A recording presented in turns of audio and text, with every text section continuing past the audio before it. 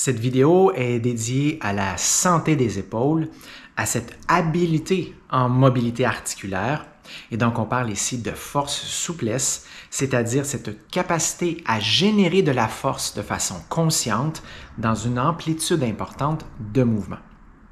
Donc ici, on veut vraiment arriver à faire en sorte que ce travail au niveau de l'articulation à l'épaule, au niveau des muscles qui permettent de générer une action, va être fait d'une façon aussi sécuritaire que possible.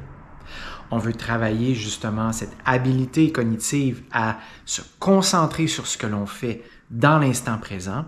Et donc ici, à la fois, on veut générer de la force pour optimiser nos gains, mais aussi pour réduire autant que possible les risques de blessures.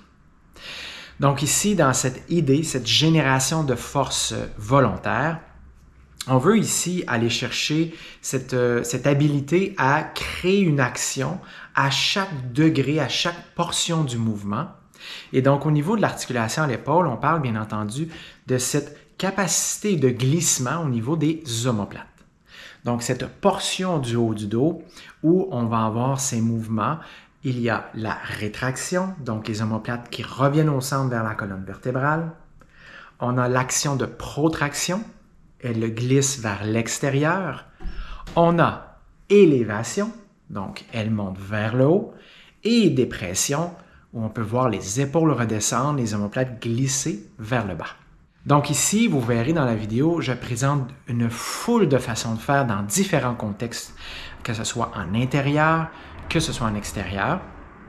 Et vous allez voir que je travaille aussi différents angles d'action. Que ce soit en position debout, que ce soit en position de squat. Je vais utiliser ce qui est mis à ma disposition en termes de matériel, d'appareil. Et à ce moment-là, ça me permet justement d'explorer différentes variations de mouvement au niveau des omoplates, ceci en relation avec ma force de préhension, avec toute cette chaîne de transmission de la force, passant par l'avant-bras, par le bras, l'épaule et derrière, jusqu'au niveau du haut du dos, au niveau des omoplates. Donc ici, l'idée, c'est vraiment d'optimiser ses gains et donc de prendre le temps de se créer une périodisation adaptée. Et ce que je veux dire par là, c'est qu'on prend compte de notre historique du corps, notre passé. Il y a peut-être eu des blessures, des gestes répétitifs au quotidien, en sport par exemple, au travail, qui ont joué sur la posture. On a peut-être eu des opérations, bref, notre historique. On a dans le moment présent cette action qui nous projette vers un futur souhaité. Donc, ici, maintenant, on prend une action, des actions pour arriver à aller vers un objectif qu'on aimerait réaliser. Et donc ici, en termes d'épaule, ce qu'on veut, c'est d'aller chercher ces amplitudes de mouvement à cette articulation qui est extrêmement mobile. Et de cette mobilité, il y a un coût évidemment, c'est au niveau d'une possible instabilité. Donc, c'est d'arriver justement par cette prise de conscience et donc par cette habileté attentionnelle, cette capacité à se concentrer, à bien faire les choses dans le moment présent, c'est d'arriver à stabiliser l'épaule et de développer de la force en utilisant à la fois ce souci spécifique, cette articulation et les muscles qui la font bouger et la stabilisent, mais aussi l'ensemble du corps en action, ce corps unité.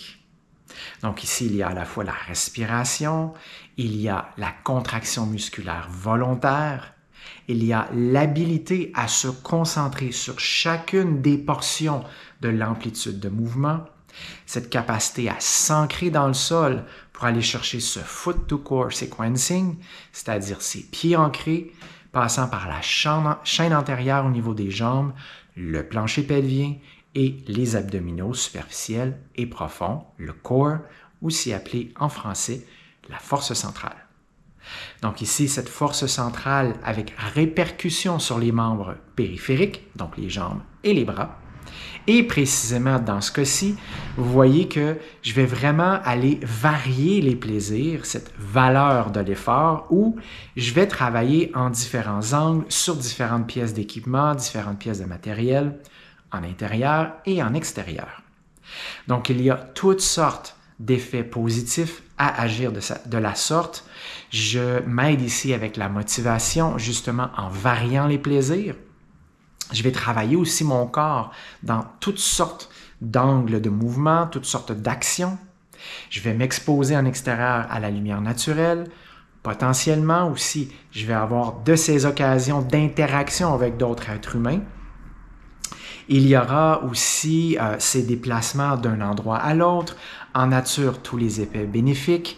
Au gym, un environnement sécuritaire, structuré, qui me permet peut-être pour vous, peut-être pour moi, ça dépend des occasions, des contextes, à mieux me concentrer. Bref, c'est d'aller chercher chacun de ces éléments, d'aller chercher le meilleur, comprendre les angles morts et à ce moment-là, de prendre des décisions réfléchies. Mais au final, c'est toujours la même chose pour l'objet de cette vidéo. Ici, la santé des épaules, c'est la mobilité articulaire, cette relation de force et de souplesse, cet effet de glissement des omoplates au niveau du haut du dos vers la colonne et vers l'extérieur, vers le haut et vers le bas. Donc, rétraction, protraction, dépression, élévation. On veut être capable à la fois d'être mobile, mais aussi d'être stable. On pourrait faire un lien ici avec la flexibilité et la rigidité cognitive. Cette habilité justement à pouvoir être dans la créativité, l'imaginaire, avoir des éléments qui sont peut-être à l'extérieur de notre conscience au départ, mais avec cette flexibilité, cette ouverture, on est capable de se laisser inspirer par quelque chose qui était jusque-là à l'extérieur de notre conscience. Donc, dans ces mouvements physiques, cet élément de jeu, d'exploration, dans cette forme de créativité, on peut aller chercher, développer de nouvelles habiletés qui pourront nous être utiles à la fois dans notre vie quotidienne, mais aussi lors de certaines performances sportives.